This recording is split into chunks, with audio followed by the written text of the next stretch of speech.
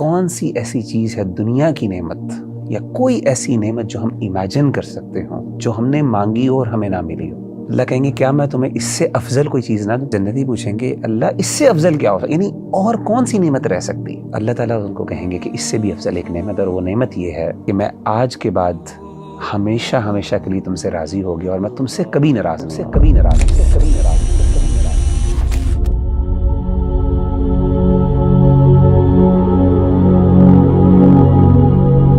وغیرہ بھائی جیسے آپ کو پتا ہے کہ ہمیں ڈفرینٹ کالز آتی ہیں جنرل نمبر پہ کاؤنسلنگ کے حوالے سے، کویریز آتی ہیں، کویسچنز آتے ہیں.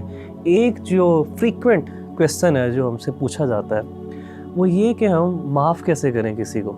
اور بہت زیادہ کیسز ہیں. مثال کے طور پر میں آپ کے ساتھ ایک کیس شیئر کرتا ہوں.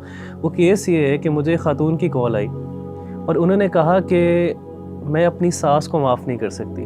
اور آپ بلیو کریں گے کہ وہ ساس اب دنیا میں نہیں ہے، وہ دنیا میں نہیں ہے، ان کو اس دنیا سے گئے ہوئے سال سے بھی زیادہ ہو چکا ہوا ہے. لیکن وہ کہتی ہیں کہ انہوں نے میرے ساتھ کچھ ایسا کیا ہوا ہے، میرے ساتھ کچھ ایسی زیادتی یا میرے سے کچھ ایسے الفاظ بولے ہیں یا مجھے اس طرح میری تذلیل کی ہے کہ میں اب ان کو معاف نہیں کر سکتی. اور انہوں نے ان کی خدمت بھی کی، جتنا ہو سکتا تھا انہوں نے خدمت بھی کی، لیکن اب ان کو معاف نہیں کر سکتی. انہوں نے بہت کوشش کی اور وہ بار بار کوشش کرتی ہیں لیکن ان سے معاف نہیں کیا جاتا. اور یہ عام طور کے اوپر بھی وغیرہ بھائی ایک انسان کسی بندے کو معاف کرنے میں جلدی نہیں کرتا. تو وغیرہ بھائی یہ کیسے کسی انسان کو ہم جلدی معاف کریں اور ہمارے دل میں وہ جو ایک نیگیٹیوٹی رہ جاتی ہے کسی کے بارے میں وہ نہ رہے؟ میں سمجھتا ہوں کہ کسی بھی بندے کے لیے سب سے بڑی معاف کرنے کی جو موٹیویشن ہے نا وہ یہ ہونی چاہیے. اور میں سمجھتا ہوں اگر یہ موٹیویشن نہیں ہے اس کے لیے تو پھر اس سے بڑی موٹیویشن کیا ہو سکتی ہے کہ اس کو اللہ کہیں کہ اے میرے بندے تو میرے لیے معاف کر دے، اس کے بدلے میں تجھے معاف کر دوں گا. میں آپ کو ایک تھوڑا سا واقعہ سناتا ہوں، اس کو ذرا میں ریلیٹ کرتا ہوں کہ یہ بات کتنی بڑی ہے. حضرت ابوبکر صدیق رضی اللہ تعالیٰ عنہ کی زندگی میں ایک بہت بڑا سانحہ ہوا. آپ کی جو بیٹی ہیں سیدہ عائشہ رضی اللہ تعالیٰ عنہ ام المؤمنین، ہماری والدہ، ان پہ زنا کی تہمت لگی. ایک باپ کے لیے کتنی تکلیف دہ بات ہوگی، شادی شدہ بیٹی نبی کے گھر میں ام المؤمنین تہمت لگی، جھوٹی تہمت، کتنی تکلیف دہ بات ہوگی.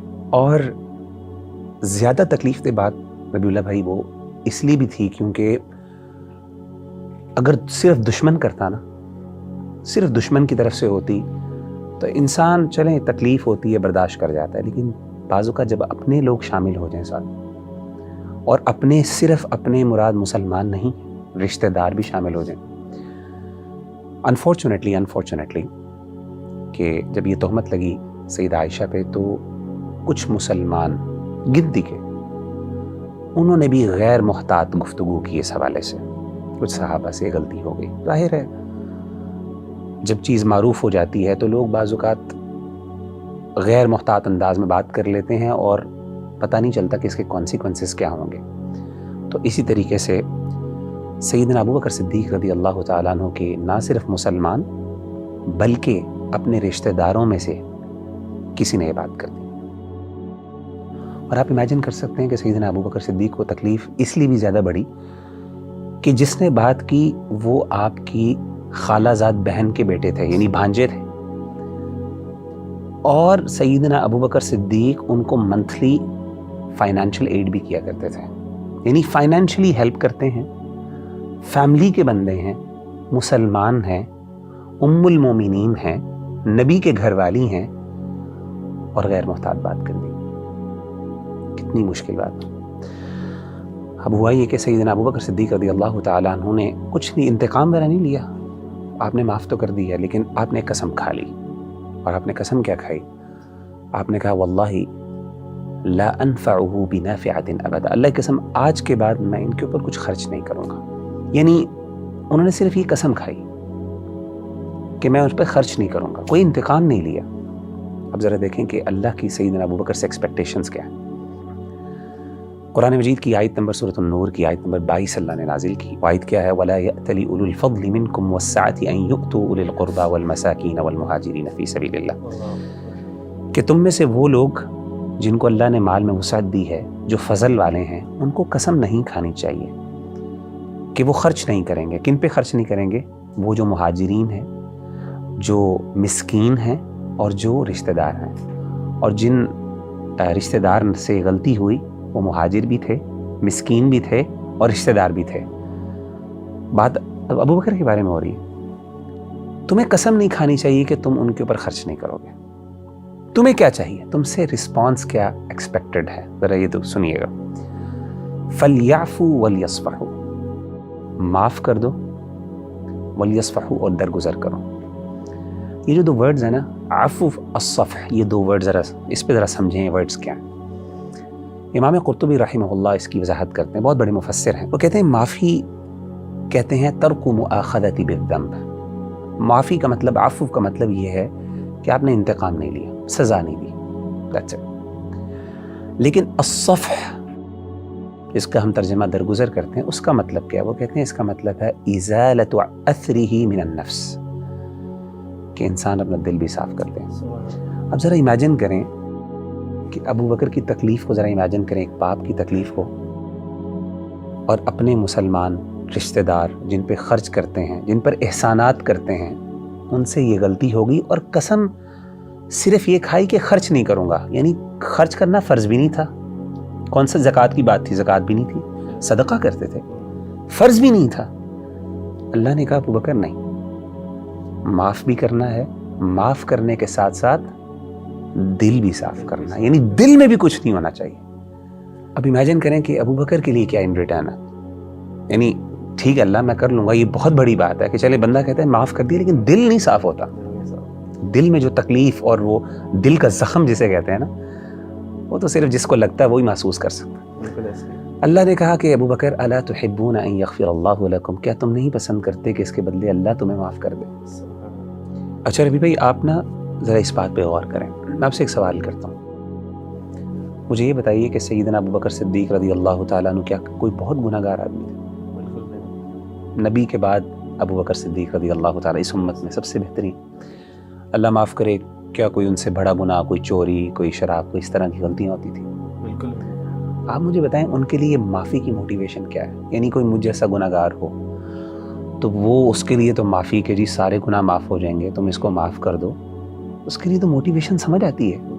لیکن ابو بکر کے لیے کیا اس میں موٹیویشن تھی کہ ابو بکر نے کہا, جیسے ہی اللہ نے کہا الا تحبون ان یغفر اللہ لکم, تو سیدنا ابو بکر نے کہا بلا یا ربنا, اے میرے رب کیوں نہیں, ہم پسند کرتے ہیں اور اس کے لیے سب کچھ قربان کرنے کے لیے تیار ہوں کہ تم مجھ سے راضی ہو جاؤ. میں نے اس پہ غور کیا, میں نے کہا یار کیا اس میں ایسی چیز ہے. تو مجھے اس بات کا احساس ہوا کہ یہ جو اللہ کی رضا اور اللہ کی جو معافی ہے اور اللہ کی خوشنودی ہے نا, اس کی لذت کا احساس نا یہ بہت کم لوگوں کو ہوتا. آپ کو پتہ ہے, حدیث سناتا ہوں آپ کو, نبی صلی اللہ علیہ وسلم نے فرمایا کہ جب اہل جنت جنت میں چلے جائیں گے نا, تو پھر اللہ تعالیٰ اپنے جنتیوں سے کہیں گے یا اہل الجنہ, اے جنتیوں کچھ چیز چاہیے تمہیں؟ تو جنتی کہیں گے اللہ کون سی ایسی چیز ہے دنیا کی نعمت یا کوئی ایسی نعمت جو ہم امیجن کر سکتے ہوں جو ہم نے مانگی ہو اور ہمیں نہ ملی ہو. اللہ کہیں گے کیا میں تمہیں اس سے افضل کوئی چیز نہ دوں؟ جنتی پوچھیں گے اللہ اس سے افضل کیا ہوتا, یعنی اور کون سی نعمت رہ سکتی؟ تو اللہ تعالیٰ ان کو کہیں گے کہ اس سے بھی افضل ایک نعمت, اور وہ نعمت یہ ہے احل علیکم رضوانی فلا اسخط علیکم بعدہ ابدا, کہ میں آج کے بعد ہمیشہ ہمیشہ کے لیے تم سے راضی ہو گیا اور میں تم سے کبھی ناراض نہیں ہوں گا. یہ دو بڑے انعامات ہیں, یعنی جنتی جو جنت کی خوشیاں اور جنت کی نعمتیں اپنی جگہ پہ, لیکن دو ایسے انعامات ہیں جو اللہ کی, جسے کہتے ہیں نا ایک اسپیشل گفٹس جو اللہ کو ملیں گے, کہ اللہ کا دیدار ہے, اور دوسرا یہ اللہ کا گفٹ ہے کہ اللہ کہے گا میرے بندے میں ہمیشہ ہمیشہ تجھ سے راضی ہو گیا. اس وقت اہل جنت کو احساس ہوگا کہ جو اللہ کا راضی ہونا یہ کتنی بڑی نعمت ہے. آج ہم شاید نہیں کر سکتے.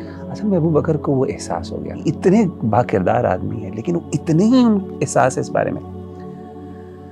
ربی اللہ بھائی, میں سمجھتا ہوں کہ one of the major reasons why ہم کیوں نہیں لوگوں کو معاف کرتے ہیں, ہمیں لگتا ہے شاید معاف کرنے سے نا ہم چھوٹے ہو جائیں گے. انا کا مسئلہ ہے نا, یعنی لوگ کیا کہیں گے, یار انتقام نہیں لے سکا, بیچارہ مجبور تھا, کمزور آدمی تھا, کیونکہ نیچرلی وہ بیچارہ کمزور ہوتا ہے وہی انتقام نہیں لیتا، لیکن جس کے پاس اختیار ہوتا ہے زیادہ، وہ اللہ معاف کرے اس کو ایسی جگہ پہ پہنچا کے آتا ہے کہ وہاں پہ ہم امیجن نہیں کر سکتے۔ نبی صلی اللہ علیہ وسلم کی ایک اور حدیث میں آپ نے 3 دفعہ قسم کھائی، 3 باتوں پہ آپ نے قسم کھائی، واللہ والذی نفسی بیدی، اس ذات کی قسم جس کے ہاتھ میں میری جان۔ امیجن کریں کہ نبی صلی اللہ علیہ وسلم قسم کھا رہے ہیں صحابہ کے سامنے۔